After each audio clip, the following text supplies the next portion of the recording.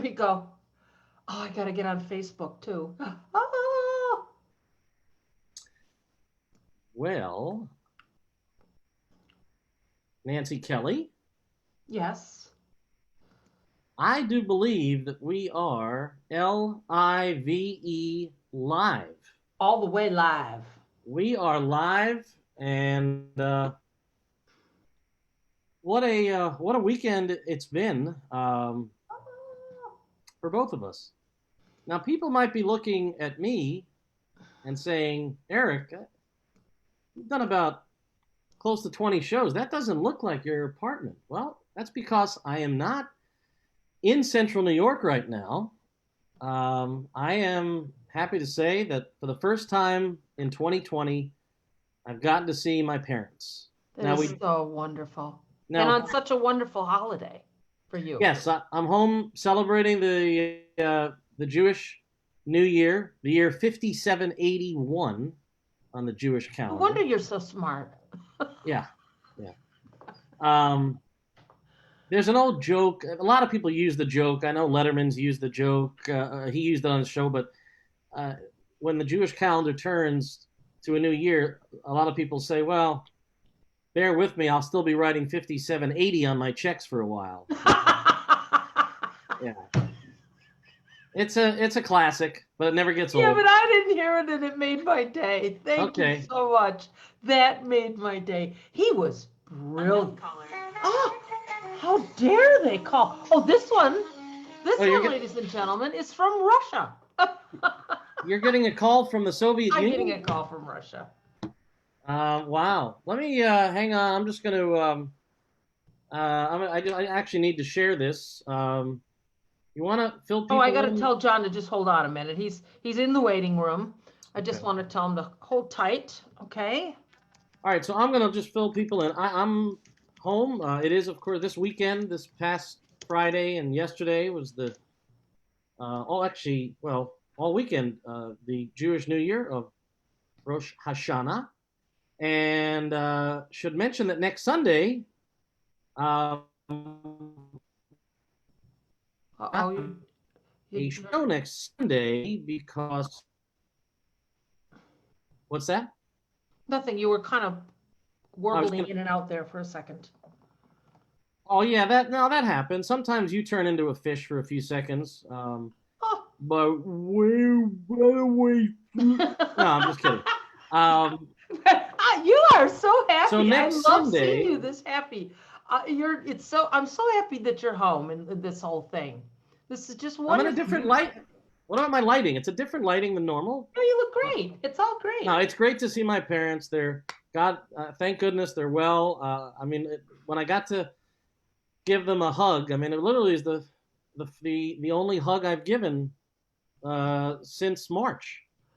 So it does feel good to be home. What I was saying though is next weekend is the other half of the Jewish high holy days, and that's Yom Kippur, which begins on Sunday evening. So I know you and I originally were going to have a show next Sunday, and I said, Nance, can we take next Sunday off? And you said, sure. Oh, I'm So so glad because I have to get my hair cut.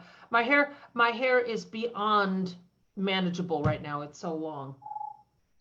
I mean, I don't see. By the way, I have to still hang. I have to still share this to my page. Well, go ahead. You're telling fun stories. Did John, I didn't want to bring up something too uh oh, horribly sad, uh oh.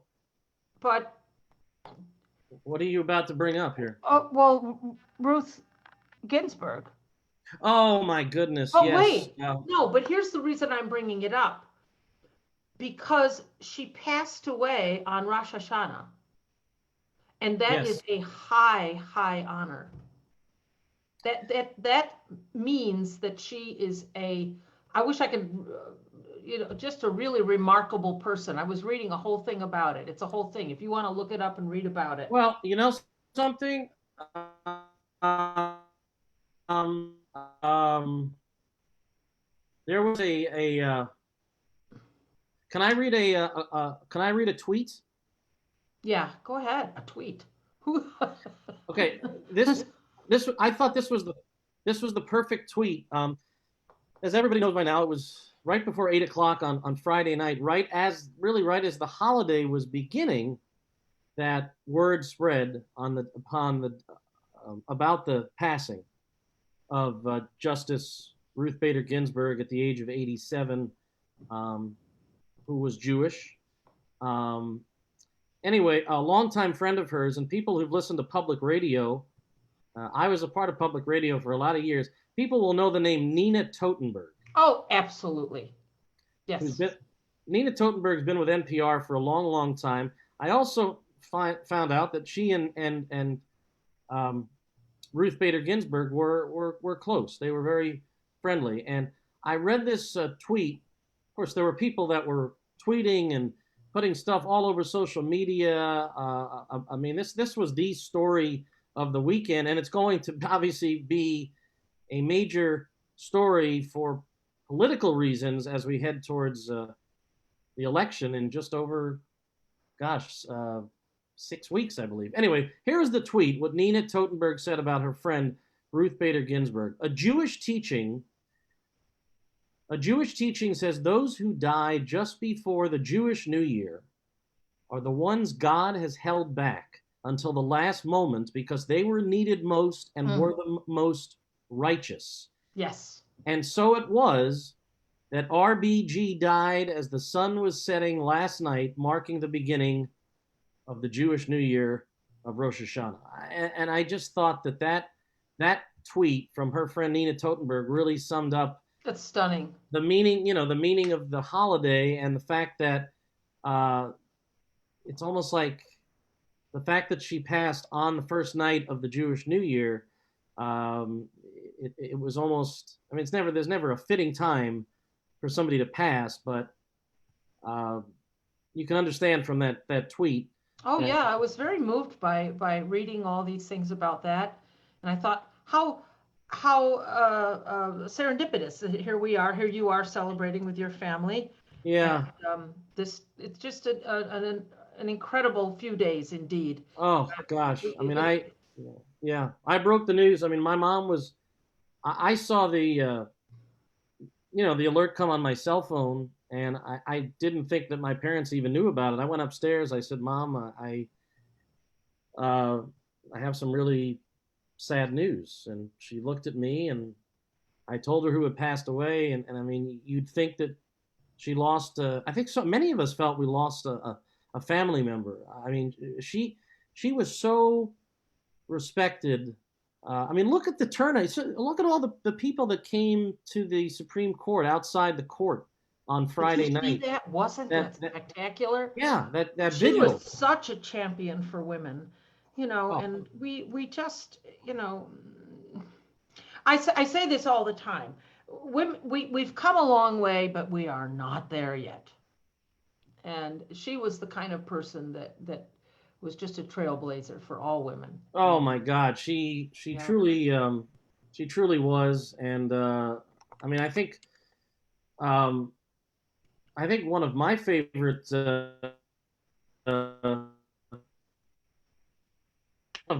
quotes of hers.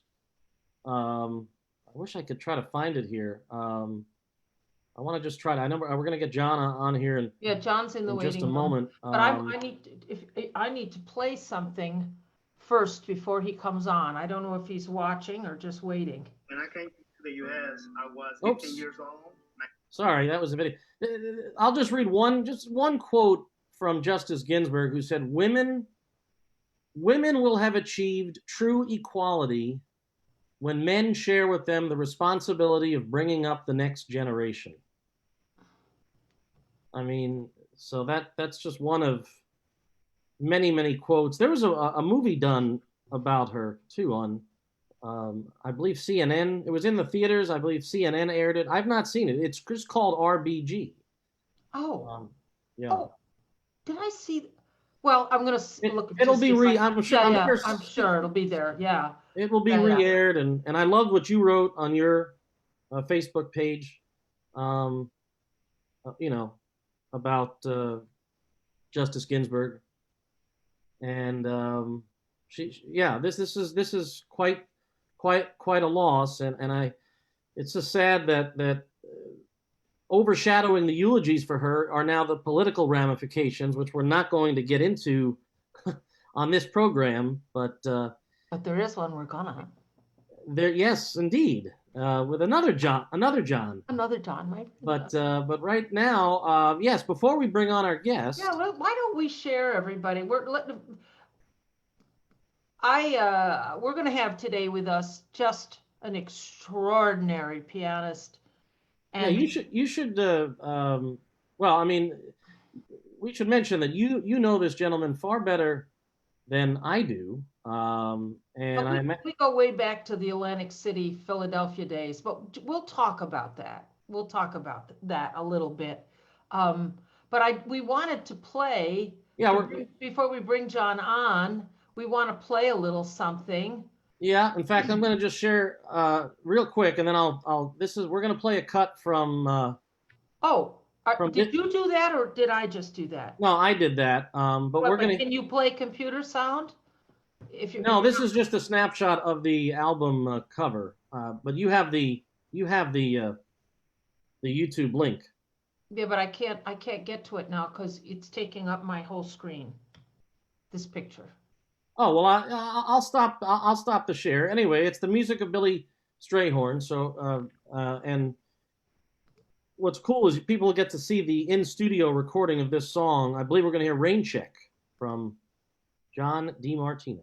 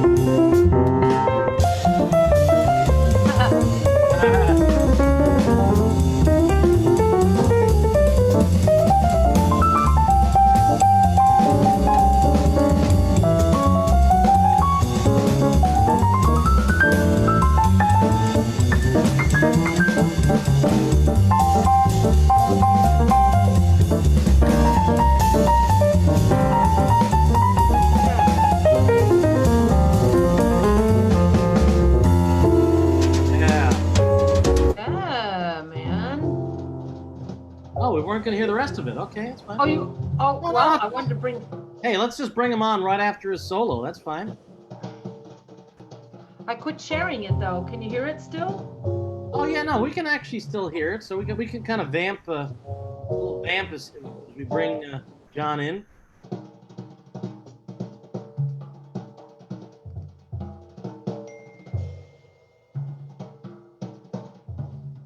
You should mention that's Louis Nash Yes, on the drums.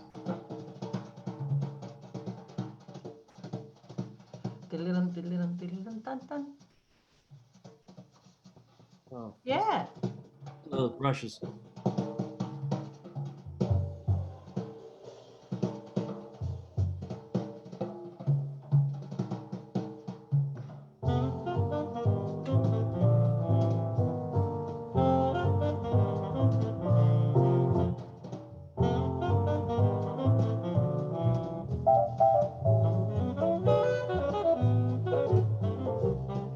It's Boris.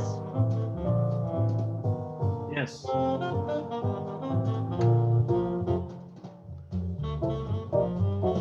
Let's see if we can get.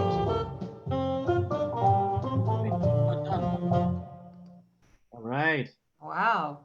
I'm trying to get John to join us now. As John joins us momentarily, that was Eric Alexander on the sax, Louis Nash on drums, Boris Kozlov was the bassist, and the man who is going to be joining us in a matter of seconds on piano, Mr. John DiMartino. That was Rain Check from John's most recent recording called Passion Flower, the music of Billy Strayhorn. And I predict we're going to have John in less than 10 seconds. I hope you're right. We've been texting each other, but maybe he. Well, he's going to be talking to us via his phone, huh? Well, we discussed this earlier, he and I, and we decided that there's John. Hey, there we go. There, that looks like the pride of Weehawken right there. How you doing there? Hey. Hey. I know that apartment. I was just playing with my cat while I was waiting. You know what, I was going to say that, Derek. I said, I'll guarantee you he went to go fiddle around with the cat. All right. Her cat has made an appearance on the show. She was demanding attention. Pardon me 1 second. Well, isn't that what cats do, Nance? They demand attention, right? John, where did you go? Oh, I'm coming back. Hey. This is great. You don't want to put your water. Well, we were saying you could have done your Zoom from your computer, but I asked, well, could you do it by the piano so you could maybe play something? You don't have to play right this second, but I mean, it would be lovely. Sure. That's why I thought I'd do it on the phone, and then this is great. I got it right on the music desk. It looks great, man. Can you see us? Yeah, I see you fine. You look great. You're looking good. I like those frames. Yeah, I knew you would, Daddy. Very hip. Yeah, that's nice. Well, I can use a little hip as old as I am. Oh, stop. She always brings her age up. I know. I'm silly. I'm searching for compliments. So how is John DiMartino doing down there in New York City and all this? I'm good. It's funny, a lot of recording projects, because I think that's basically all. Let me put my glasses on so I can see it. That's all basically everyone's been able to do. And then any gigs I've had have been like outdoor gigs, Yeah. Everything's outdoors, schlep a keyboard, or as Bobby Rosengard used to say, a steam table. Bring your steam table. My dad knew Bobby well. Yeah. No kidding. Whoa. Do you know, John, do you know Eric Cohen? Have you met Eric Cohen before? I think John, well, I want to hear what John has to say. I know where you met. I feel like we have met. Yeah. We have met, right? The only time I believe that you and I have met, although I feel like we know each other because Nancy has talked about you mostly in glowing terms. A few times. That's good to hear. Yeah, no. She has raved about you every chance she can get. But I think the one time we met was when you played the downtown festival in Syracuse with the Requinte Trio with Janice. Right. That's where I know you from. Right. Hello. I was emceeing, and it was just a kind of a hey, hi, great gig, but we didn't really get to talk in depth. And so this really is my first opportunity to get to know you on a more personal level, and it's a thrill. I know you and Nance have some stories, that's for sure. That experience up there was really fun because we did the episode of Studio Jams. Oh, right, with Tom and yeah. that's some of the best. I've done a couple of those studio jams with Janice, but that one was especially really inspired. And it's funny, I was just recently looking at the video. We did a Brazilian version of the great standard All the Way. That's what I was going to say. I thought that's what I heard. Yeah. Yeah, and I was just recently revisiting that, and that was a lot of fun. It was a lot of cool to do it in subcat. It was really nice piano. I remember feeling real inspired, Yeah. The trumpet player, I'm going blank on his name, really great trumpet player. He lives up there. Jeff Stockham? Oh, was Jeff? That's who that was, right? Well, he's the guy that everyone calls around this area. That was probably him. Yeah. Wonderful player. Yeah, I apologize. I had a moment with his name. Sorry. He's very versatile. Very versatile. Great player. Yeah. John, you're allowed to forget a name, John. I'm sure you have a lot of musicians. Thank you. I don't want to diss anybody, especially this guy. Really wonderful player. He's fantastic, and Nancy and I can both attest to it. But yeah, that was back in the days when there were outdoor festivals happening, and unfortunately, we didn't have that this past summer. Wow, I'm sorry to hear that. Well, wow. I mean, it's been a crazy year for all of us. What have the last 6 months been like? Besides recording, I've done some international projects where I'll record the tracks here and then send them out to I was dealing with a singer in Austria and another singer in Japan. I'll send it out to them, and they'll put their voice on there. I even did an instrumental record with a drummer in Austria. I recorded myself and Harry Allen and Boris Kozlov on a click, and I sent it out to him, and he'll put his drums. And the end result, it sounds like we're all together. So, but I've been able to roll that way, and like I said, a certain amount of outdoor gigs, because nothing's indoors at this point. It seems like recording. The other mode of recording that I've been dealing with is making tracks at home. I have a MIDI setup, and it can be all electronic, or it could be that I make like a template of all electronic instruments, and then I send it out to instrumentalists, and one by one they replace my electronic track with a real acoustic instrument. They record at home. And I've done projects that way. So the end result, it's a whole band playing, and the MIDI setup is just like it's a little skeleton to work off conceptually and creatively. So I've been adapting in ways like that.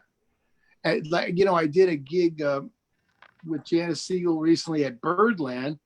It's kind of weird though. We played to no audience. It's called Radio Free Birdland, and it'll be broadcast in October. Oh.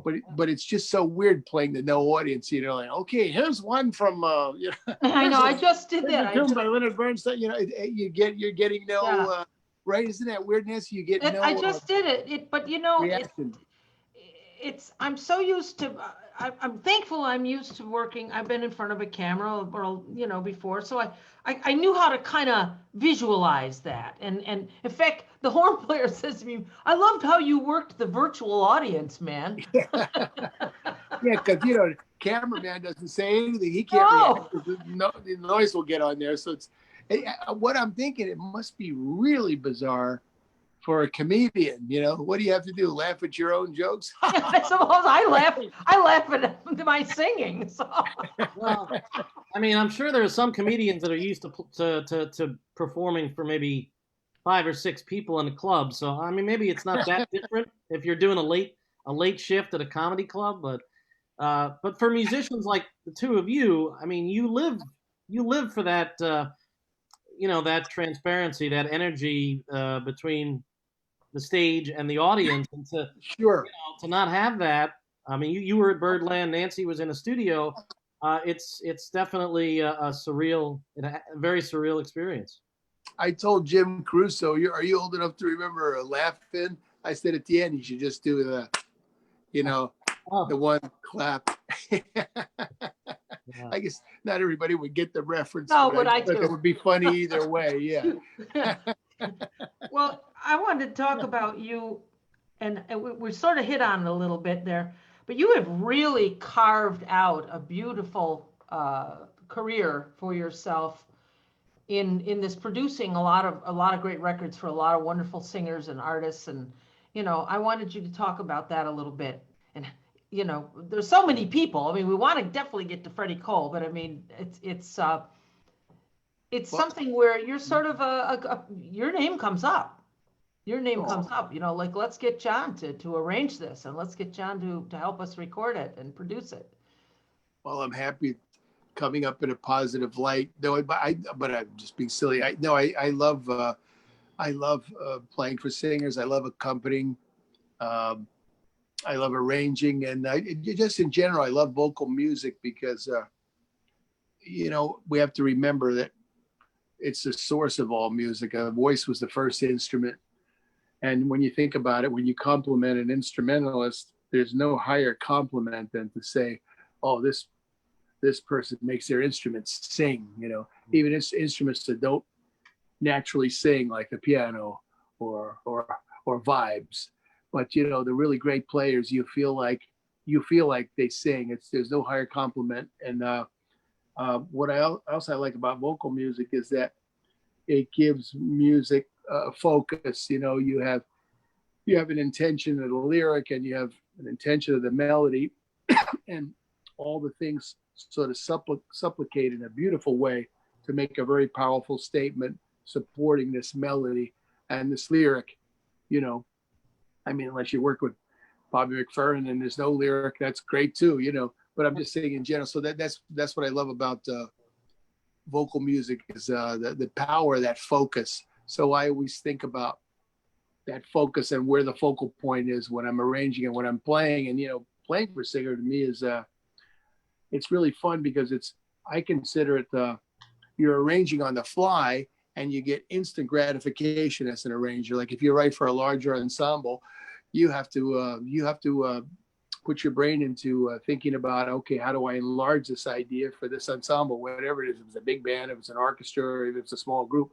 But if it's just you at the piano, you can create it right there. You can suddenly be a section of French horns, a string section. You could be a percussion section. And your right hand could be the flutes. Yeah, but harmonically, you so get that. You are a pianist and an arranger who gets that, and you understand the range of the instruments, and you understand, when you're playing. I hear it in your playing, like it's as though that instrument was playing that part. You really have a knowledge of how that goes, and you're one of the most lyrical players I think I've ever worked with, man. I mean, you talk about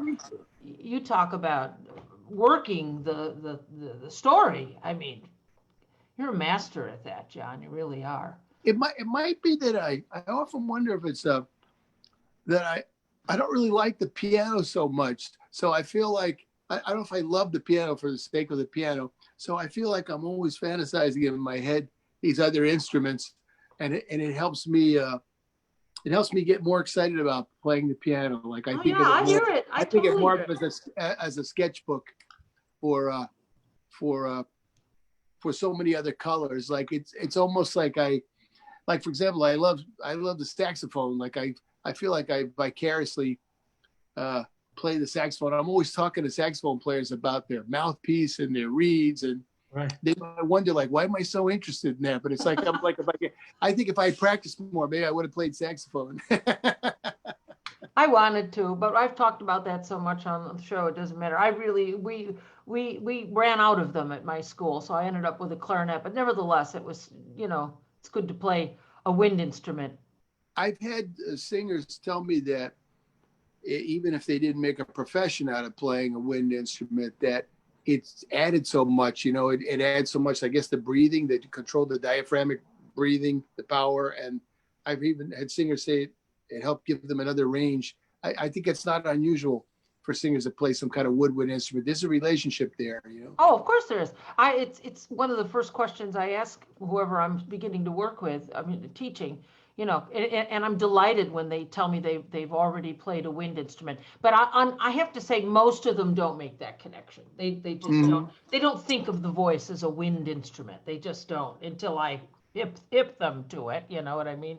But they're mostly younger kids, so I don't know. You both have to breathe, right? I remember, I used to study with Lenny Tristano, and after he passed, I spent a little time with. Well, I took a lesson with Lee Cohen. I remember taking some lessons with Warren Marsh, and Warren Marsh was saying about like woodwind players. He said it's breathing. We have to be able to breathe. But he seemed to smoke a whole pack of cigarettes on stage, but he was still able to get these pretty big breaths. I don't know how he did it. Yeah. He was always lighting up, like, during the piano solo, Oh my gosh. He had extraordinary lung power. Oh my, how did that work out for him? Well, I don't know all the details, but he did transition. He died on stage. He was playing the tune Out of Nowhere. So, I don't know. So out of nowhere, he's gone. I mean, it could have been I'll Be Seeing You. But, oh, God. That's another funny joke I remember. Go ahead. Well, the pianist, Vincent Falcone, used to play for Sinatra, and he told me once I thought it was him telling me he was hired to play at a funeral, and he thought, like, what songs that we shouldn't play, like I'll Be Seeing You or I'll See You in My Dreams, like what songs would be like bad, Yeah, I guess certain occasions there are just inappropriate songs, and yeah. I'll Be Seeing You at a funeral probably wouldn't wouldn't suffice. So no. When's your first early memory? Now again, I'm the son of a pianist myself. My dad's been. Tell him who your dad is. My dad, who and this is, I'm actually at my parents' home right now, visiting them, and wow, they're upstairs. My dad. Rosh Hashanah. Yes, celebrating the Jewish New Year, and my dad actually played with Sinatra for a 5-year period in the mid to late. He's gonna know him. Come on. Mid to late 70s. His name is Ray Cohen. I don't. Wow. Yeah, sure. I know of him. Wow, that's so cool. I live right next to Hoboken. Of course, Sinatra, he got out of there and never went back, I guess. Now you're in Weehawken, is it right? Am I right? Well, it's weird. When I look out my window, the people across the street are in Weehawken. I'm technically in Union City. Oh, okay. But you walk one street over and you're in a different town. I walk down the hill. I'm in Hoboken. It's wonderful where you live, though, right? And you take these nice walks. I remember when we were doing the record, I would want you to always take me on that little drive along the river. Oh, it's beautiful. It's so pretty there. Roads. I still take walks, though. I've been taking I have a wonderful 5-mile walk that I do, but I was taking these night walks along the Hudson. But I don't know, last night it was pretty cold. I didn't walk too far. Oh yeah, no. Nancy said she's already. Cold. You got the heat already cranking, Nancy. Oh, I have the heat on. But it was so hot. The summer was ridiculously hot. Was really hot. And so, in typical New York State fashion, we go from summer to freezing. It's like. We're down to the 40s at night up here. 40s? I thought it's getting down to the 30s. I don't know. It's cold, baby. Wow. It's cold. So I had to get my comforter out. I guess the question I was going to ask, and then I kind of sidetracked and mentioning my dad. But when's your earliest memory of touching a piano? Like when were you first drawn to the piano? Well, I think I started. I started studying violin when I was 12 years old, but I know I would always run to the piano. And then eventually, my parents even had the idea, well, you seem to really like the piano. So I didn't really start studying music at the piano until I was about 15 years old. And I just remember the first piano was a Cunningham upright that we got for free. We just had to pay the moving. And I started to get, it seems like I would always run to the piano and play the piano. So it seemed to become my instrument by default, you know? Yeah. It's funny. I wanted to play saxophone too, I remember, but at the school, they had run out of saxophones. I wanted That's the same saxophone. thing happened to me. So I wound up with a violin instead. That was my first instrument too, violin. Really? Played violin? Yeah, a little bit, and then having a pianist for a dad, he kind of pushed me, you know, although I actually wound up getting piano lessons not from my dad, but I actually got piano lessons from a trombonist. Go figure. Wow. Yeah. Well, that's not unusual though, Eric. So many of us play 2 or 3 instruments. Some of them not well, but we play them. You know, Right. we know them. I can swing like crazy just for a minute on a drum set. Whoa. Gotta hear you do that sometime. You should put that in your act. Guess what? I used to do that. I'd get them to play a 12-bar blues because that's really all I can play. I'd go around and take every instrument. I used to do that when I was younger. But now that I'm more of a serious jazzer, I realize how ridiculous that was because I wasn't good at it. It could be fun. It was very showy, you know, it was very showy. And Well, I love, Nancy knows this. I love when Nancy in her act can make her voice, transform her voice into a trombone. Yes. I mean, the vocal trombone, I mean, you close your eyes and honestly, you'd think you were almost hearing a trombone. Instead, you're hearing this magician. It's just me. Oh, But it's not, you have to use, it's part of it is your lips, the vibration on the mic. Everybody goes, just do that. Like, let me hear you do that. You can't do it. The mic has to be a part of the whole thing. It's like a thing, but that doesn't matter. We don't want Yeah, I don't think you've never done that when we've worked together. So that's something I'll look forward to hearing at some point. Okay, I will When get my you feel like trombone. doing a trombone solo. I'll get my trombone out, man. Play for us. Oh, please play for us. Hey, yeah, it's right there. Go ahead. Play Please. something for I us. think it's a classic trombone solo. Yeah. No, seriously, the floor is yours. If you want to grace us with a song. Is there something you felt like talking about? Well, we're definitely going to talk about your new record. You want to play something from your new record or play? Oh, right. Yeah.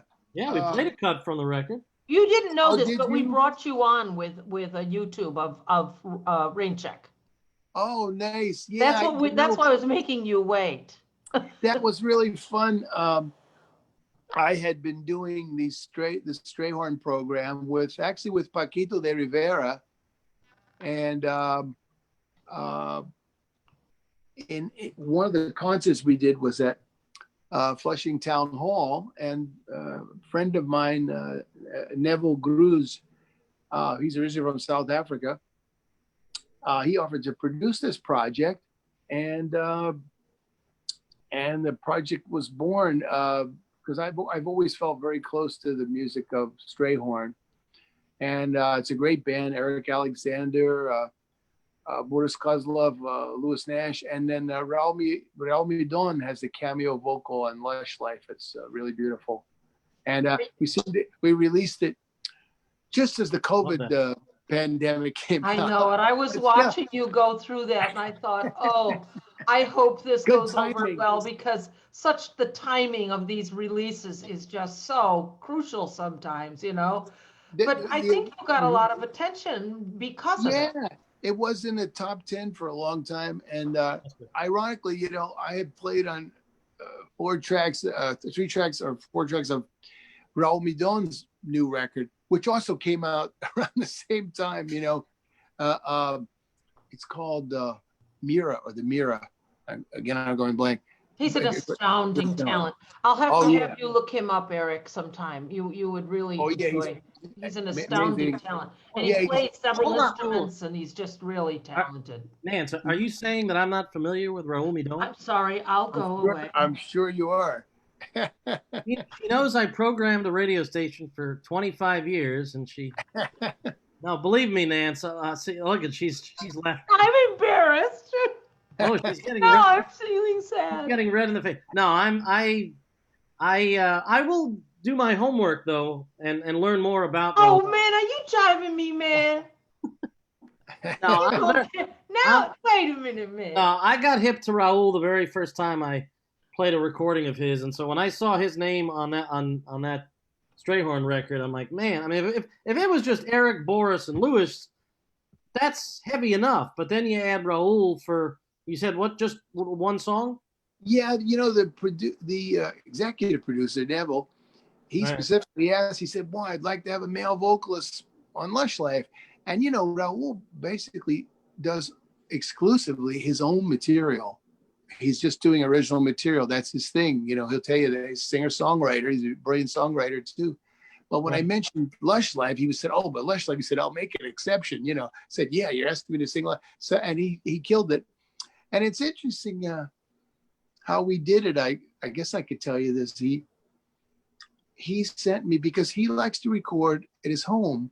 So he sent me the He's he's verse. he's sight challenged, isn't he? Well, he's blind. Yeah, he's Yeah. blind. He sent me the verse a cappella, and I accompanied it. And then with the rhythm section, I recorded the chorus and I sent it back. And he put his voice, and that's how we did it. But it sounds but it sounds so beautiful. That's not an easy song to sing. I've never. No, It's not an easy song to sing. It's hard to bring something to that song. That the Lush Life is one of those tunes where if you stray too far from it, you lose the whole meaning. There, I think I there he think is. of it as I know it's so iconically part of the jazz repertoire, but really, it's really probably like one of the ultimate cabaret song. I But would agree with that. in the Yeah, sense that you have to have the theater, and at the same time, it's musically hip, harmonically, melodically hip, harmonically hip, everything. It's just like the ultimate cabaret song. I agree with that. Yeah, I agree with that. Do you do any Um, cabaret gigs? I have, because what I think, like cabaret singers come to me when they want to get a little more jazzy and groove oriented. Because Like like I've done a who? lot of I'm records. curious. I've done records for some different cabaret singers like Barbara Fasano and Mary Foster Conklin and more folks. I'm going blank, but they come to me because uh, I feel like I put them in more of a groove zone. Whether it's swinging or whatever it is, if it's a Brazilian groove or it's a Cuban groove, and they like that, and they're open to that, and they realize that's a way to help them put the message across. You know, it Well, doesn't and have the good to thing sound, about you, you John, is know. you don't make yourself so present that it throws the singer off. You have a way of just laying down the most beautiful bed, just gorgeous. But of course, someone who understands jazz and knows what you're doing knows that it's deep. It's very deep. I mean, you know what you do. But it's also for someone who may thank not be real hip to all the jazz stuff, as you say, it's going to work for them and it's going to open their ears just a little bit, and let them move around a little bit because you're the king of space. Well, I feel like I developed that out of utter laziness. 'Cause I'm always thinking, what's the least I can do and still get paid? I want to be right at the The line when least you can somebody do says, and still get paid. yeah, I want to be right at the line when somebody says, "You expect me to pay you for that? You only played three notes." No, but the thing is, I want to find the three right notes so they don't say that. They go, "Oh, so the so poetry who of makes the most money? You get paid by the note, right? Well, we can start naming names. I mean, come on. yeah. Makes me wish no, I I would. I feel like I get paid by the least amount of notes I play. Hey, so speaking of notes, shall we hear a few notes from Mr. Play D? something? Okay. Uh, whatever your choice. What am I feeling?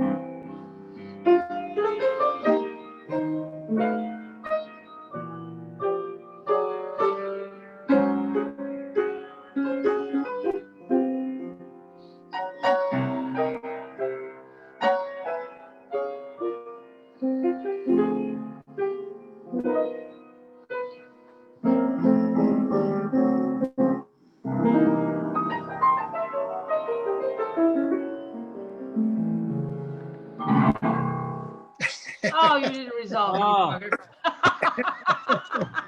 Man. Yeah. Apologize for the top of my head there. Yeah, well, that's what happens. You got into it, so you This forgot is a about funny vantage point. As I can see it, that's certainly where I am. That's a wonderful piano. That I've sat at that piano many times. It's a beautiful, beautiful instrument. You're very I'm saying you've been Likes you've been to where John is right now, right, Nance? You've been in that. Oh yeah, when we were Oh, sure. We rehearsed here. I'm sure yeah, we we have. put the whole record together there That was basically. a lot of fun. Man, it sure was. We My had some. gosh. We have some great moments on that record. I think really nice. I had a Such lot a of wonderful. people ask, I talk about the fact that, you know, the way I wanted to do New York on Sunday, and it's very different from what anyone else had done to it. And I came to John and I said, here's what I want it to sound like. And he just like wrote that stuff right down on a page. It was done. It was just done. We got it. We did that. Which one? We could play one. Eric could find one for us on the internet, one from, of course, I love your solo on Song for the Geese. I absolutely love it. It's A nice so, track. That I think that track. Well, all of it's great, but that track came out really nice too. That was really beautiful. and you did all Well, those string things. You went to Oh, David right. Darlings and did, on a synthesizer, you wrote out some beautiful parts, and then that was another one of those records where you were sending parts and I was mixing it and putting it together, up right I up remember here. that. Yeah, Yeah, yeah. I forgot yeah. that I added some enhancement. But we had such a nice vibe in the studio, so we had that vibe to work with. It was so nice. It was great. Now that's a different studio. That was Trading Eights. Where And we recorded, right? you Was just did the one at Dave uh Darlington, where I did the synthesizer. That was Dave no, Darlington. where you did the Strayhorn record. I've recorded Oh, there too. I What is did it? that.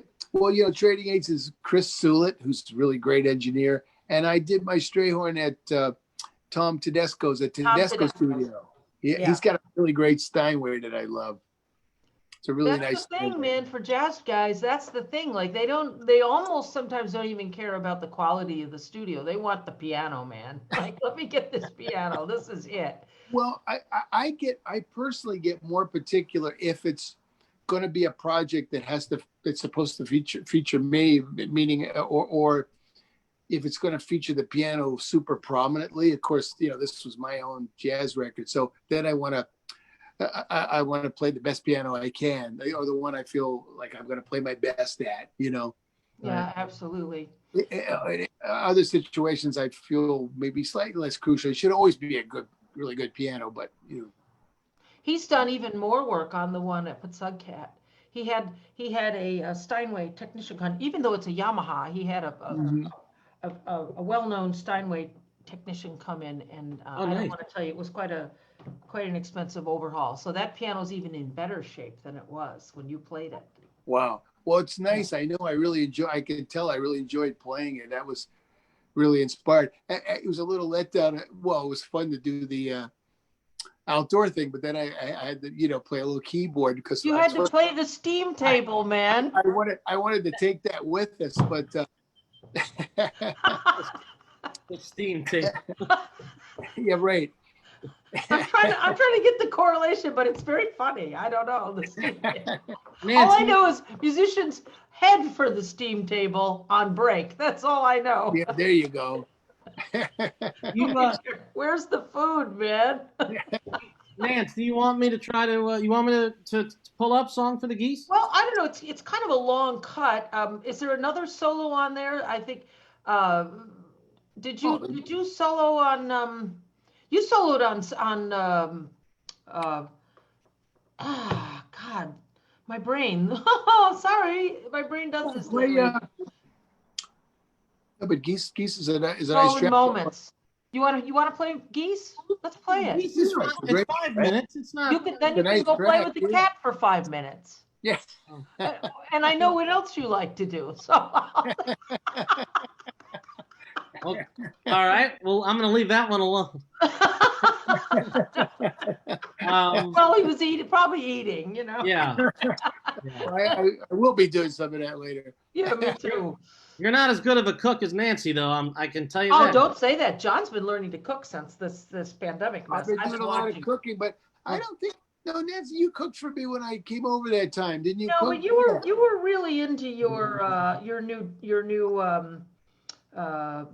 way of eating, and we kind of Can I tell you my I eat quinoa every day. That's kind of because I've been off carbs, but I eat quinoa. And my latest thing is, after it's cooked, I cook it with sea salt. But after it's cooked, I add black sesame seeds. I make a Japanese style goma, black sesame seeds, and then I add ginkgo nuts, and then I crumple nori. So I make really. I make a Japanese style quinoa, and it's so good. I have a feeling it's kind of a way that they would prepare Japanese rice. But I think if I gave it to someone that's used to eating the rice, it's the same flavor, but they just wonder what kind of rice this is. But I do put a little bit of olive oil so it's not dry. Yeah.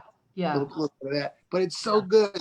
So I've been like, that's my latest. I love quinoa, quinoa. but that sounds very creative. Yeah. It's really delicious because like I said, it's fulfilling my craving for like starch. Though it's funny, I had this another project that should be coming out. Well, yeah, tell us. I've finished up a project of all Yiddish songs with Janice Siegel and a cantor named Daniel Kramer. And I cannot wait to hear this. This sounds so fun. I should call my mom downstairs because she'll love it. It's not klezmer music. I felt like I was creative in all the ways that I am with like a project I did with Nancy, my jazz and my Latin things, and it's an interesting story. Yiddish music's always fascinated me, and there's a tune. The tune is called Glick.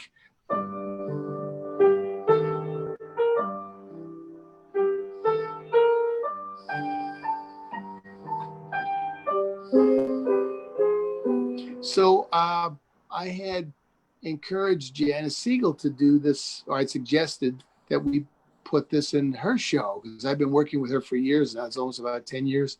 Right. And she told me that she had written this beautiful prose poetry about her grandparents, and it's all about them coming to the New World and her reflections about her grandparents who were Russian immigrants. And so what we did was we put her text and the tune together like in a theater piece, like a cabaret piece. And we did it a few times, and then we put it on the shelf for a couple of years, and then we wound up years later. We had a gig at the North Shore Jewish Center in a synagogue in Long Island. Oh, sure, I know it. And, Yeah, I know it well. That's where I am right now, Long Island. well, yeah, right. So that's like I forget which part of Long Island it is. So the cantor Daniel Kramer, I think Janice had to submit a set list, and she said, "Hey, this is perfect venue. I think we should resurrect this piece." And then when the cantor saw that on the set list, he said, "Wow," he said, "Can I join in with you?" And Janice is she's a diehard ensemble singer. That's her thing. All those years of Manhattan Transfer. Well, tell everybody what group it is. So well, Manhattan Transfer for 45 years. So 45 years longer. So she said, "Yeah, you're welcome to join in." And their voices sounded really beautiful together. And I had expressed to the cantor Daniel that I've always, one of my musical fantasies, I got a whole list of them, is to do a whole project of Yiddish melodies. And we were actually able to get the support and the funding from the North Shore Jewish Center community. And lo and behold, we just did a photo shoot Monday. We took pictures in front of Yonah Schimmel's Kanishri in the East Village. And then there's an old defunct temple around the corner. We took some pictures there, and so that's another project that hopefully will be coming out maybe before January. I can't wait to hear that. We've taken the photos and everything. So we just got to put the artwork together. But it's a lot of fun in this. I have a string quartet on some things, on one piece, and I have like a horn section, and a lot of great people are on it. Sarah Caswell's playing violin. Eric Alexander's on some of it. Jerry Weldon's on some of it. Yeah. I mean, that should be interesting. So how would you market this? I mean, there's an audience out there. There's clearly an audience. We're not talking about a jazz audience. There's an audience. If the right people knew that this was available and out there, I can really see this thing doing really well. Well, I suppose we could market it in the direction of ethnic music, and like interest in Jewish music. But there's also a whole lot of jazz on it, as well. And well, just saying, it's got a wide range of possibilities. There's even a little R&B. There's a bluesy tune called "Where Shall I Go?" that she sings like an introduction. She sings it in Yiddish, but then it's a tune actually that Ray Charles recorded. It's just kind of a 12/8 R&B blues. So that's on there too. Wow. So those are I feel like I have a lot of diversity in my projects. This year, Billy Strayhorn and then the Yiddish project. So of course, we're calling it Mazel. How unusual. And it's confusing. This is confusing. There's 2 songs on there called Mazel. They're 2 different songs. One is, it was a waltz. It's,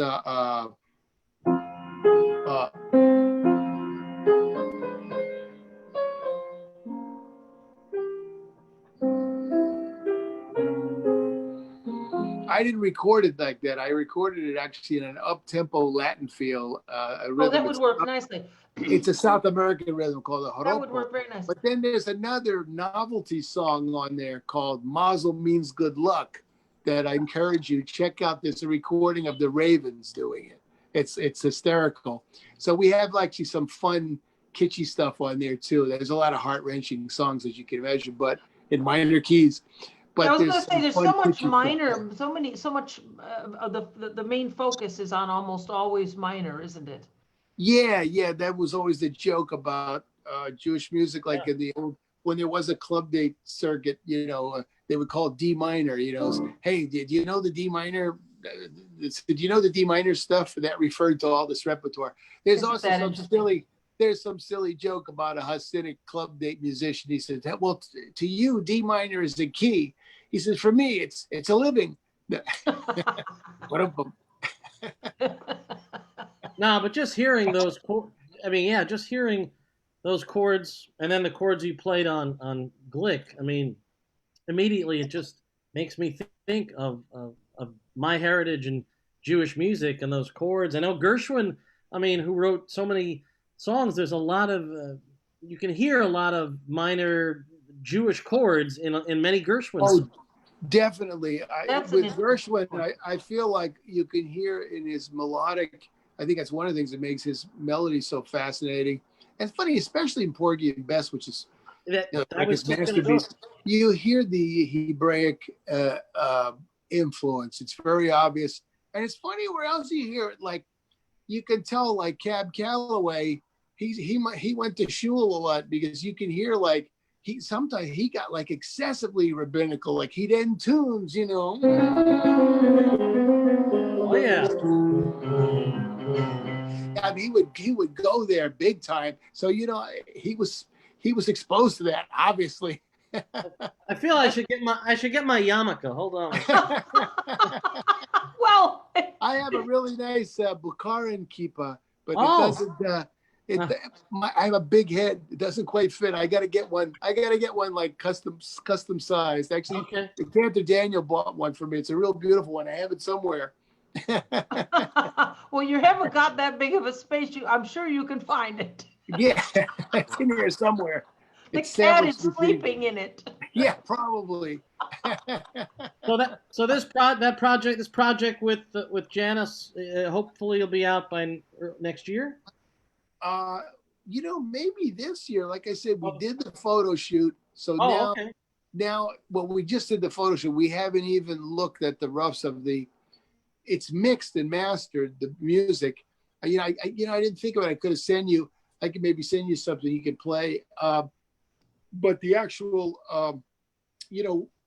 we'll be, especially, well, the designer. So now 4 people involved. We'll be ping-ponging back and forth, about the design of the CD and the liner notes. We're all contributing to the liner notes. So maybe it'll be out before January. I don't know. Okay. I'll make sure I keep you posted. Yes. You know who I talked to the other day on the phone was Giacomo Gates. Oh yeah, we have I forgot. We have a project too. We recorded a CD with just 3 people. It's me, him, and Ed Howard, who's the great bass player on our record. Yeah, he was on our record. Yeah, it's just the 3 of us. We just seem to have a chemistry. And maybe I shouldn't tell too much out of school, but it was a funny session. Giacomo sang the entire session up like lying down, and he brought a lounge chair from his lawn. What? And he sang the entire session lying down, and I'm not really sure why, but it worked. But he did the whole session that way. Oh. I remember him saying, we're in different booths, and Jay said, John, can you see me?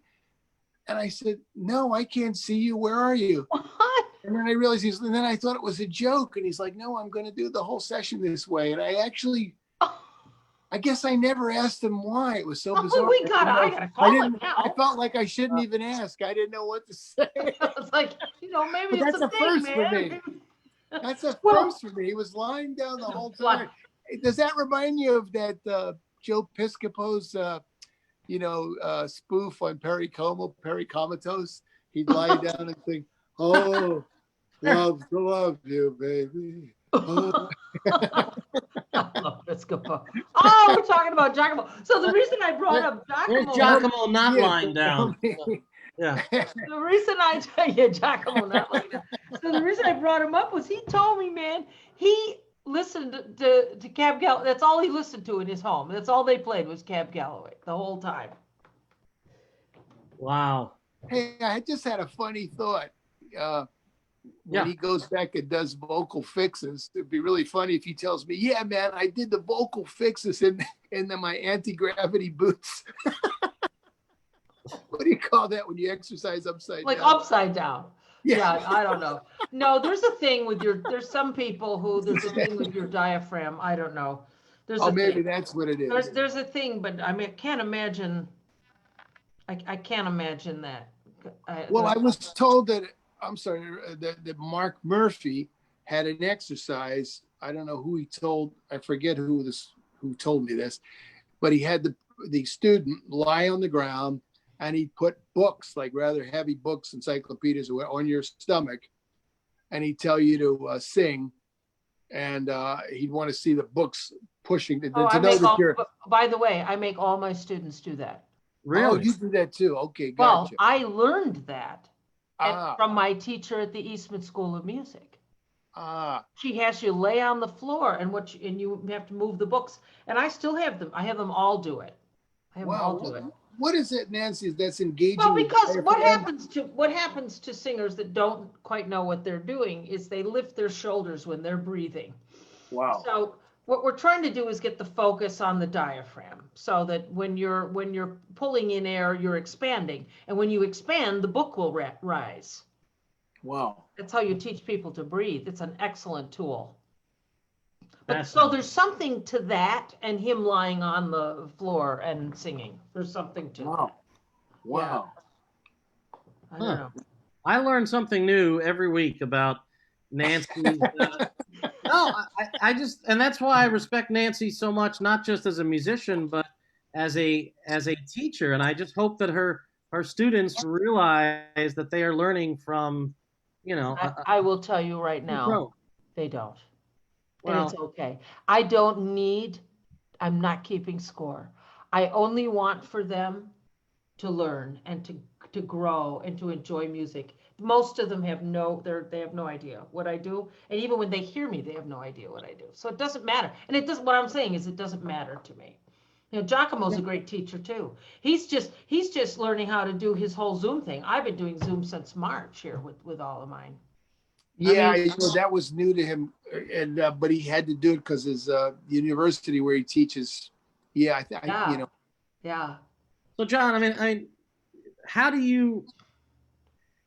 What would you say is the key to keeping young people interested and vibrant and keep this music alive, going forward? Great question. I have a fruit pie in my wine. I guess it's encouraging young people to check out the history, but also I think we have to be open to like where young people want to go, because they're the future, and life is always about change, and we always have to keep reinventing ourselves. I mean, think about the very greatest of us, like Miles Davis or whatever, for example. Think of him, he always found a way to reinvent himself, kept reinventing himself, Yes. Yeah. Even with limitations that he might have felt as he got older or whatever, but he'd find a way to reinvent around that, Well, it's a big problem. I ponder on this a lot. I ponder on it a lot because I feel like it took me a lifetime to become proficient at what I do, and I feel like it is now antiquated. It's like, so where do I go from here? I don't know where to go with the reinvention thing, because for me, going down to it feels like the top of the mountain. So where do you go? I mean, you can't go laterally. I don't know. I need some input on this, what I'm trying to say here. Reinventing. Yeah. What, you're going to be a funk star? You're going to, well, you're going to play Yiddish records. Well, think about it. What I mean, I hate to do the cliche, necessity is the mother of invention, or necessity is a mother. But, with this whole pandemic crisis, like we're all trying to figure out how to reinvent ourselves, because, wow, the paradigm is really shifted, and we don't know how long it's going to stay shifted. Yeah. So it's kind of making us all think that way. But one thing, just back to that other point about young folks, is I feel like maybe we have to find creative ways to get them interested in the history. Like, because when I was like 12 years old, that's when I first started to somehow fall in love with this music called jazz. And I remember my parents gave me an allowance of like $5 a week. And at that time, LPs were like, I don't know, anything from $3.50 to $5, something like that. So once a week, I would go to the record store and I'd go through the whole bin alphabetically.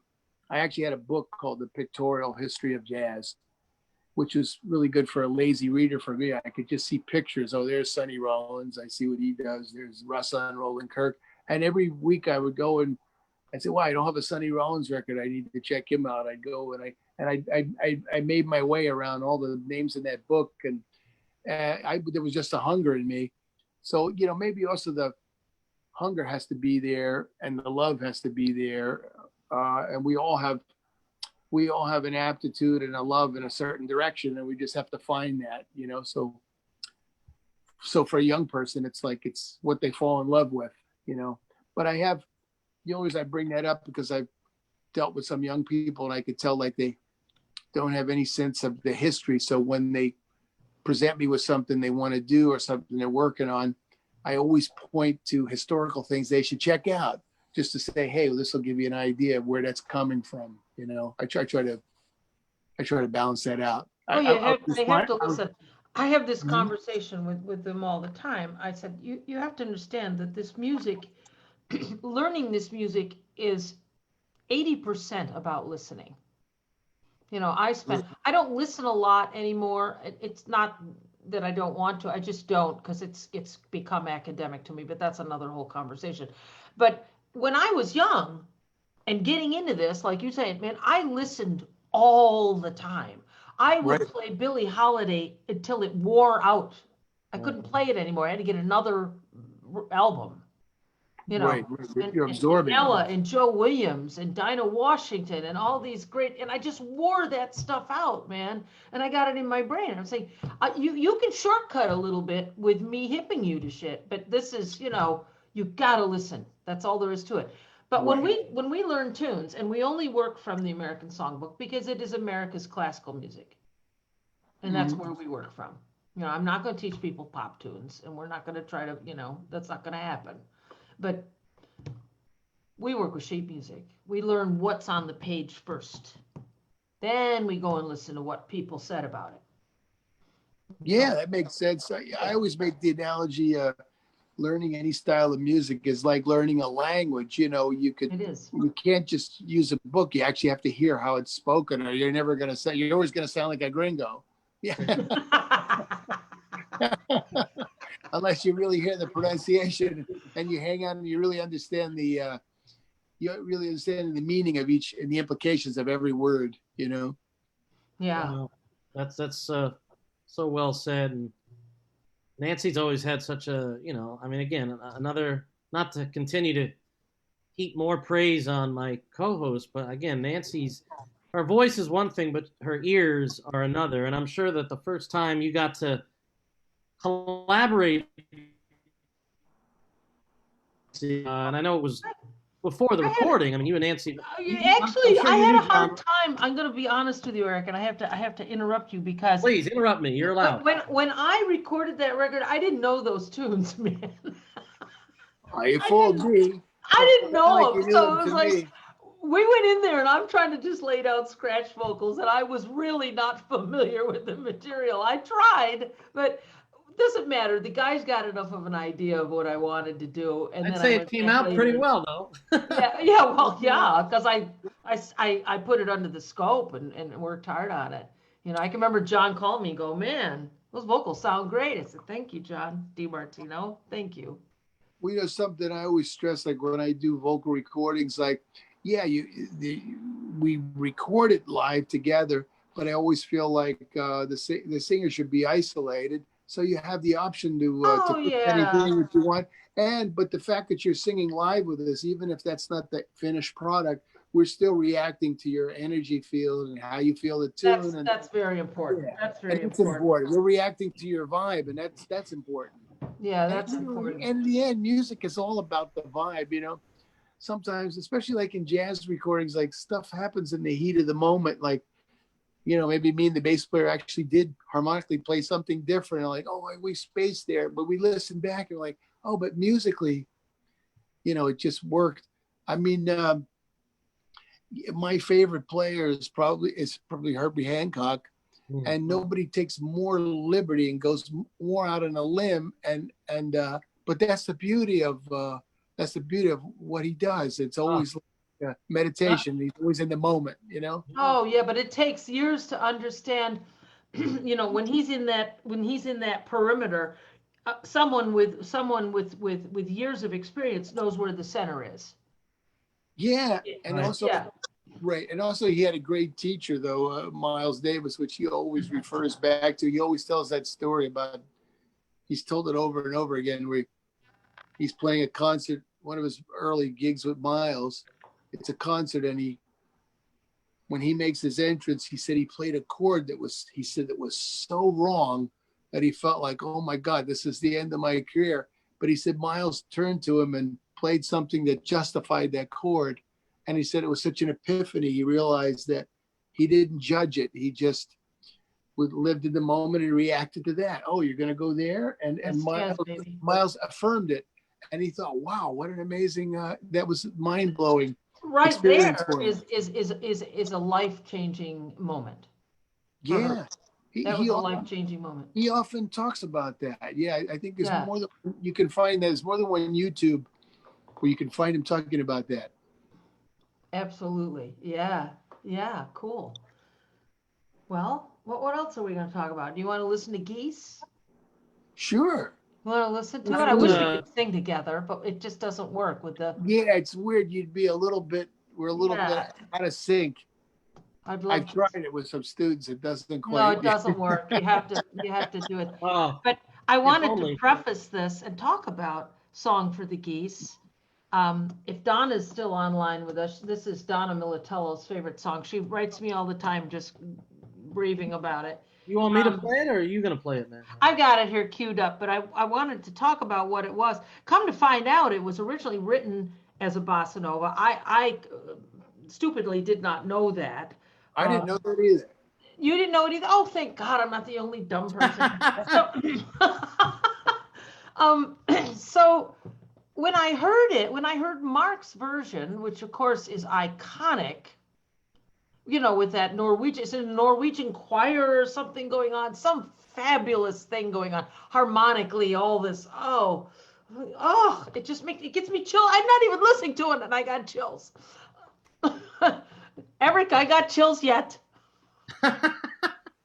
And I've known Sean for years, who wrote the tune. I know Mark wrote the lyric, right? And Sean Smith, great bass player. And he's been serious about writing for years. He's probably got a big catalog of tunes now, you know. Well, I heard Mark's and I thought, oh, this would be lovely as a bossa. And I was hearing, this is something I work with my students with, and teaching them, hear the melody, step away from the music, hear the lyrics and the melody, and let the sound of the band take you over. What is the band doing? What are they doing?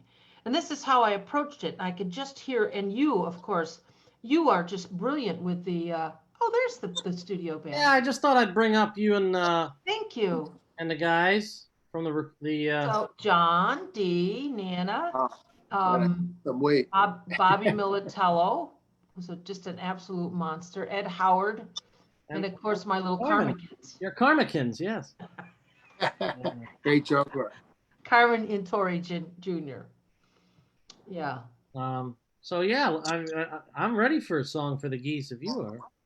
All right. Well, I was just because I wanted to preface it for people so they understood. So I came to John and we were standing there, right there where you are now, and the minute I started singing it, he knew exactly what it was going to sound like.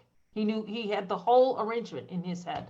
So we did the arrangement in the studio. I think we maybe took one. Most of the stuff you hear on the record is one or two takes. There's no more than that, you know, except for me, who's a schlep. I got to go back and do it over, you know.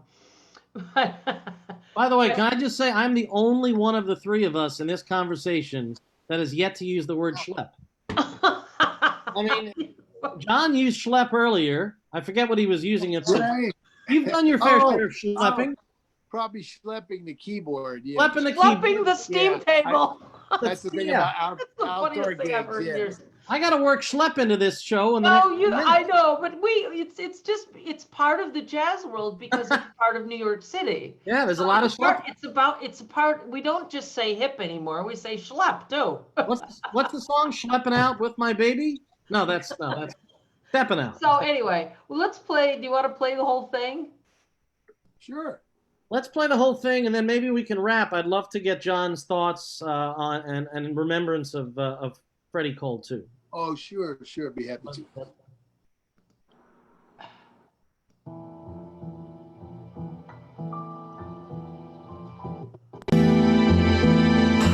Sorry, it's just a picture. I mean, A child that was me saw two geese long ago on a bay at dusk. They'd arrived unannounced. A hush fell as we went wide.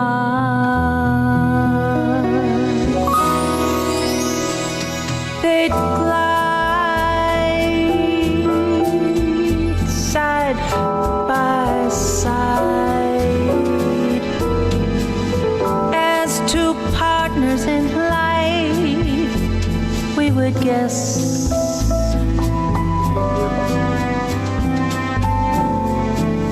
from Canada space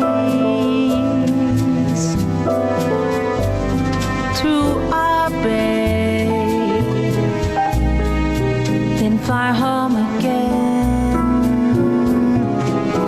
with the meanings design of a line in the sky and a love we would learn from their flight.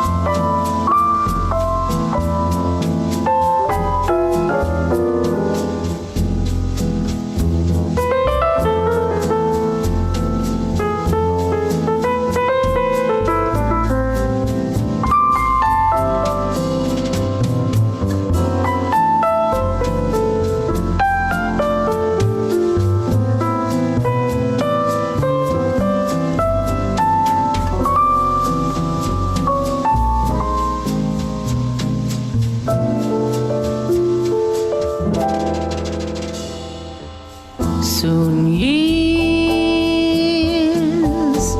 had passed by. One goose to our bay did return alone. Still, it would glide, remembering time summers ago. Then dawn saw it fly, not looking back on the bay. Ne'er to return, but the cove seemed so empty. This song for the geese is the memory I hold of those days that were young, now grown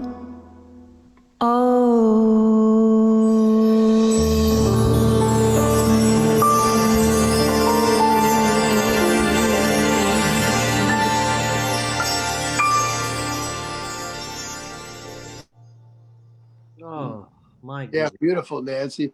That is just, I mean, just watching Nancy enjoy, just watching you Yeah, enjoy the art that you I created. forgot you were watching Oh, me. I was watching you, and But I just get mesmerized by I got chills, by the way. it's an extraordinary track. Oh, Um, really? And I love it too. All the little things about it. I love that even, well, your performance, Nancy, and Ed Howard did. oh, the E against the F, man. Yeah, Oh, Really that's nice. I Yeah. caught so that too. awesome. That was your idea, wasn't it? No, that's just something he did. That's just something he felt, and it just sounds Wait a so nice. minute, wait. That wasn't written down? He played the No, E against that no, F? I don't overwrite, but no, he was just getting a kind of, it's sort of little a la Ron Carter kind of Oh, it's it's a really really cool, just kind of really nice, but it really puts a vibe on the whole thing. Yeah, Oh, yes, totally. wow. very Well, I nice. just learned something from you just now. I didn't know that. I thought that was on the paper. Your Well, phrase, I always write in a way where I want to give enough information so there's a directive, but also there's room for everybody to interpret. Not put too much. I don't like anybody to feel like they have handcuffs on. I mean, Well, then it wouldn't it's be jazz. different. Like if I mean, well, I have it written for a Broadway show, but a Broadway show is a different thing where everything has to be It's mapped. exactly the same It's way. mapped Yeah, out. Yeah. exactly. Yeah. Yeah. But we're playing jazz, so it's like, hey, it might feel a little different, when we play it tomorrow or the next day. But that's a great moment. Really beautiful. oh, your phrasing is just, oh, excuse There you me. go. Who is it? Is it Janice? Tell her we said hi. No, actually, who was that? Oh, it's you, Eric Cohen. Oh, that was my phone, actually. Yes, it was my phone. But before we go, we want to hear from John because John did so much work with Freddie and for Freddie Cole, and we just want to hear just some stories or some thoughts. I mean, we just lost Freddie not too long ago. Mm. Yeah, beautiful. I mean, he was like family. We go back to the 80s, mid 80s in Atlantic City. That's where we met. At the time, I think we were both working in the lounges, and then Freddie would have me come and sit in with him, and we just hit it off. And we did actually our first recording back then. We recorded music by a songwriter named Gladys Shelley. We did a recording of her music, which I understand many years later, space player Tom Hubbard told me that came out. And then there's a period where we kind of went different ways. It didn't cross paths for a while. And then what got us back together was actually when I started working with Todd Barkin. I was working with Grady Tate, and through working with Grady Tate, I did one record with Grady Tate. That's how I got to meet Todd Barkin. And I think for years, Freddie Cole was telling Todd Barkin about, hey, this guy John DiMartino I'd love to work with. But Todd wasn't familiar with me, but I think that brought that familiarity. Mm. So then we did, I've done about 10 records with him, mostly on high note. But there's a beautiful record that you can find a video of Quizás. It's a record of Isaac Delgado, great Cuban singer. And it's a tribute to Nat King Cole. It's a lot of the Nat King Cole Spanish repertoire, but the idea was to do it with a real Spanish speaker and to have the connection to Nat. Freddie's doing some duets on there, and they do a duet on Quizás, Quizás, Quizás, and they made a really cool video of it. You can find it on YouTube, and I'm sort of proud of this arrangement. It features also Ken Popowski playing clarinet. He's So wonderful. And yeah, he was really like family. And I think there's no greater storyteller. He owned every lyric. He just had a profound way of pulling you into the story. He loved to find obscure songs. He wouldn't do the usual songs that everybody does. In fact, he knows songs that none of us ever heard of. I mean, the guys in his band, I remember doing a lot of research to get, I always like to look at the original sheet music to do songs for his dates. I have this place in LA, it's called Hollywood Sheet Music. And they, if something's published, they send it to you for like $8. And I think I called them many times to try to get music, for to arrange for Freddie's dates, but real tunesmith. So it's sort of an era goes with him, Maybe the only other person I know that knows as many songs as him might be Johnny O'Neill, Oh yeah. Yeah.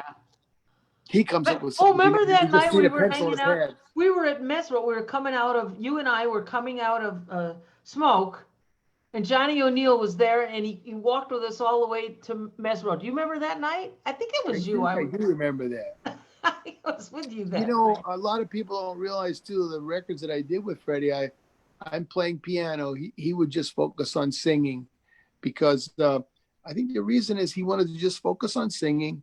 And he also liked the idea of arrangements taking him in a different direction. So he would just do that. And, but I feel very flattered that he trusted me in that way, because as you know, on live gigs, Freddie played piano excellently for himself. We used to, for several years, we would play at Jazz at Lincoln Center together. And I would open the show at the piano. I'd play 5 tunes. And then Freddie would come to the piano. I'd go to the bar and try not to drink too much, and then come back and play the last line. We had a tag team thing going, which was kind of fun because it gave him a chance to get up from the piano and entertain in a different way, I really think Freddie, in my opinion, and I've said this before, but I really think he was a great jazz singer. He was. People think of Nat as more the commercial side of this music, and I think Freddie. He lived in the other side of it quite beautifully. He loved to improvise just a little bit more and just work a little outside, the melody sometimes, but in such a tasteful way. He was astounding. Nat was such a great genius. Nat, if he had never sang a note, would have gone down in history as one of the really important, influential pianists. Absolutely. Who had a way of playing very musically and very accessible. Many popular jazz pianists basically patterned their style after him. And that includes Oscar Peterson, later on, Dinah Krall. Basically, to play jazz piano in an accessible way that doesn't alienate people, even that they're not the staunch jazz listeners. Oh, he's very rhythmic. We learned that from Nat King Cole, the taste, but he's an influence. Even though there's an interview somewhere where Teddy Wilson talks about, what pianist influenced you, and they just refer to him as Nat Cole. Yeah. He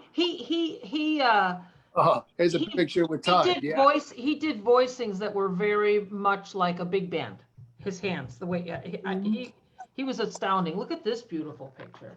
We just had Todd on not too long ago. We brought this actually, when I brought this picture up, when we had, I don't know if John knows that we did have Todd on as a guest, and I didn't realize, just because not knowing John as well as I now know him, that when I brought this picture up with when we were talking to Todd about Freddie, and you mentioned, hey, that's John DiMartino. I said, oh, that's John. I remember that. So you brought up Todd earlier. We're talking about Freddie, and you're our guest. I thought, wait a minute. I think I can find this picture. It's a great shot of the three of you, John. Hey, send me that. I don't have that picture. There you go. You got it. You probably got it off the internet somewhere. I have my ways. Yeah. I have my ways. Oh, thank you for that. Yeah. There's a French magazine. Is it called Jazz Hot? I'm going blank. Recently, they asked me, but they asked a lot of people.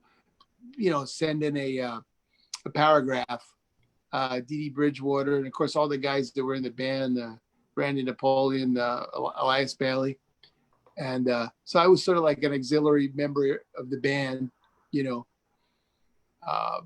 Really great, you know, great experience, you know. So we all miss him, you know. Well, I mean, Nance, we could probably we could go till midnight talking to this gentleman about all the amazing experiences he's had, the places he's been, and unfortunately we are just about out of time, but man, this has been... Oh, I could talk for another hour. You really could, you know. I wanted to talk all about you and I being in Atlantic City. I was astounded that you said Freddie Cole was in one of the lounges. I was like, what? Oh, yeah. Man.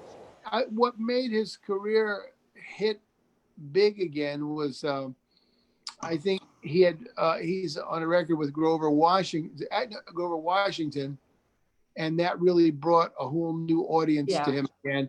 There's a Christmas record of Grover Washington. I'm going blank on the title. Hank Jones is on it, George Mraz. And Freddie was always really grateful to Grover for that, you know. And then he started to work with Todd, and he started to get the better venues again. So, it was a long time when he was just slugging it in lounge gigs, and, you know, he was always working. But that's how we first got you know, it's funny, like I started working in Atlantic City, I guess early 80s. And at that time it was a magnet for musicians and we were all there. Philadelphia, New York City, we were all there. From New York and from LA. So basically everybody I know in New York now and LA actually somehow relates by 6 degrees of separation or not even separation. We all worked that. I met so many people down there. Many people. Right? But now there's nothing there. It's, you know, it's like it never happened. But one time it was a magnet for the music business. Well, how did we go this whole show, Nance, and not even talk about Philadelphia? I mean, you, of course, your love of Philly. And of course, John, you're girl. I wasn't born there, but that I feel it's my second home. You have a deep connection there, and John, you're from Philly, right? I'm from Philly, yeah, but mainly South Philly. All my relatives live there, you know, and I'm definitely from. It's definitely such a part of who I am. Long, rich history of great play. I think about it a lot, and I think about how. I mean, I was at the top of that mountain down there in Philly, and it was just the highlight of my career. I mean, it was so much fun. It was so much fun. I hated to leave, but had to get away. Yeah. Had to get out of town, as they say. Get out of town. There's a song for you. Well, John, well, first of all, for me, it's very special because I love you dearly and I respect you so much. And this was so fun to see you, and it's good to see your, I think your hair might be longer than mine. Your hair looks great. I like it. Doesn't it look great? I mean, she always... No, not too long. I can't stand it. She always fusses about her hair, but it looks great. I've had 2 COVID haircuts, really safe. I go to this guy, he's like, I go to his salon right as it's closing. It's like, I'm the only person in there, and he's got 3 masks on. Yeah, they're all doing that now, but I can't get in to see my guy. It's hard. Yeah. But anyway, we want you to stay safe and keep creating incredible projects and thank you. Doing your thing, and hopefully you and I will get down to Baltimore. You know, Todd was talking about it when we were on the show, so we'll see. Yeah, let's do that. I didn't realize you had Lord Barkin. I have to give him a call. Yes, you can check out the show. Go to YouTube. The show's on there, and it was a fun time. And I told Nancy, you go down to Baltimore. I want to. Oh, that'd be fun. Yeah, I'd love to. It'd be really fun. I'd love to see. Yeah, this show you can. I'm sorry. You can see this show on Facebook. It's on Facebook if you want to watch it over, so you can see what. Sure, I'd like to see if I said anything intelligent. No, I'm kidding. Oh God, yes, everybody was highly entertained. I'm being silly, but I'm very grateful that you asked me. Thank you very much. Wow. And of course, I love you too. So, and Eric, I'll make sure we keep in touch, get CDs to you and stuff. Please, and I'll send you that. I'm going to send you that picture of you and Todd. Please. and Freddie. And no, this has been a thrill. I mean, when Nancy said that John can do it, I was so thrilled, and this has been such a blast for me. And the only person that probably hasn't enjoyed the last hour and a half is your cat, because your cat's been. Oh, yeah. Where's Sweetie? Where's little Sweetie? Well, the needy one is Ruby. Yeah. Oh, that's the needy one. Oh, okay. Yeah. Well, we're gonna. The demanding needy Did one. they get any hall time? I always laugh. Sometimes I laugh about that. Well, no, because the COVID, a whole time has ended. I feel bad about that. Like, I feel like it's not a good idea. You know? Look at that look on Nancy's face. He's So, pouting. you know. It's something John and I genuinely- share, the love of the kitties. Yeah. Oh, totally. Yeah, I'm a cat person. Oh, The boy. love of the kitties. We're gonna let you both get back to your. Yeah, I gotta go eat some dinner. My goodness, this was Well, such a pleasure. And hey, thank you again, and Eric. I hope to see you and Nancy too in Payson soon. in place. Well, let's hope so. My God. Let's hope so. We're gonna get there again, and just promise us that you guys are gonna collaborate again at some point, because you two. Well, I want to do a whole album of ballads and bossa. The whole album, just a real yummy. Oh, fall let's back do in that. your I would chair. love to do that with Yeah, you. well, you know, we got to get an I executive like the sound. producer that's good. I had a funny thought with this red shirt. If I could change to red glasses when I'm looking at myself in this little thing on my phone, I feel like I look like Deepak. Can I pass for Deepak Chopra? Yo, maybe, man. You know, but I'm telling you, I do this to people because I'm really into frames. I'm really into glasses. So, like, wait a minute, I gotta get me some. He always has amazing red frames. I gotta get some. I red don't know. frames. You know what? Then if I run into him, he'll say, "Hey, you're trying to steal my No, gig, man. What kicks me about that is here he is, Deepak Chopra, who's supposed to be void of ego, and yet his glasses are so egocentric. Wow, they're fun. You know, I had a brush with Deepak Chopra, but not much. I ran into him, believe it or not, the drugstore across the street from Jazz at Lincoln Center. Sure, And then why not? somebody told me that's no big deal because he lives in that building. He said, big deal. The guy says, I run into him all the time. Yeah, like, but it was exciting to me. Is he buying makeup? There he was. Boom. Wow. All Well, right. that's the beauty of New York. Continued. Listen. To be continued, John to be DiMartino. continued. Let me know when you want to start talking about that sexy bossa record. Let's do it. Yeah, well, you know. I got a great guitar player for you. Here we Brazilian go. This guitar is what we do, Eric. He lives here now. No, and he's this amazing guy named Wesley Lima de Amorim. He just uses Wesley Amorim, but what an amazing player. Yeah, I just had him on a session, and you'll love him. Yeah, Nylon. monster guitar sound. All right. But Well, he the seeds are plays being other planted. guitars too. Seeds Well, are being maybe planted. somebody will watch this and want to help us produce it. Hopefully. There you go. Let's hope. All right.